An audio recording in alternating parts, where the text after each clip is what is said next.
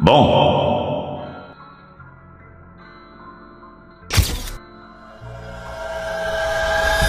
Épisode 1. Pour empêcher que les réseaux sociaux soient interdits aux moins de 15 ans.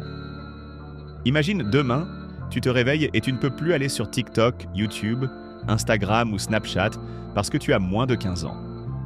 Plus de vidéos, plus de créateurs, plus de discussions avec tes potes, juste parce que tu n'as pas encore 15 ans.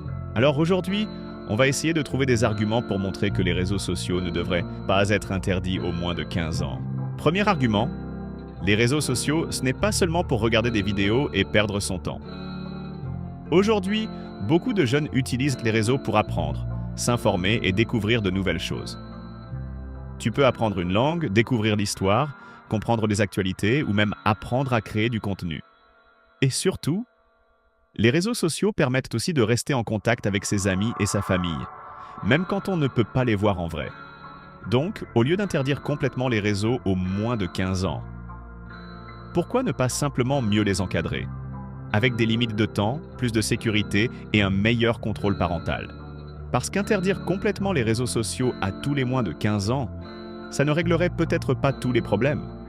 Deuxième argument, les réseaux sociaux permettent aussi de rester en contact avec ses amis et sa famille. Tout le monde n'habite pas forcément près de ses amis ou de sa famille.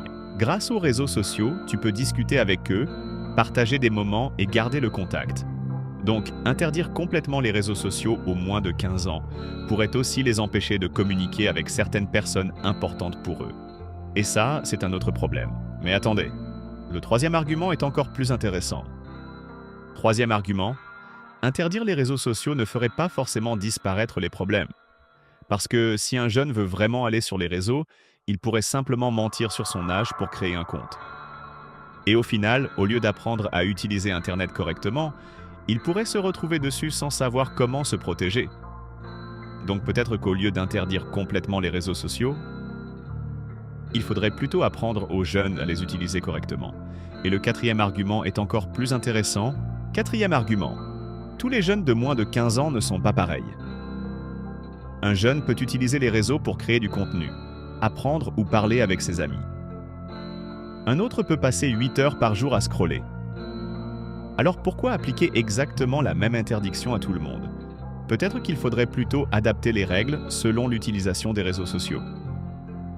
Et le cinquième argument, lui, il concerne directement la sécurité.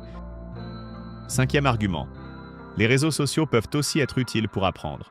Tu peux trouver des idées à comprendre quelque chose que tu n'avais pas compris en cours. Donc, interdire complètement les réseaux sociaux aux moins de 15 ans, ce serait aussi leur enlever une source d'apprentissage. La solution, c'est vraiment de tout interdire aux moins de 15 ans. Où est-ce qu'il faut? Voilà pour les 5 premiers arguments. Bien sûr, ça ne veut pas dire que les réseaux sociaux sont parfaits. Il y a de vrais dangers et il faut protéger les jeunes. Mais est-ce que la meilleure solution, c'est vraiment de tout interdire aux moins de 15 ans? Ou est-ce qu'il faudrait plutôt mieux encadrer et apprendre à les utiliser correctement? Dis-moi ton avis en commentaire et abonne-toi pour la suite.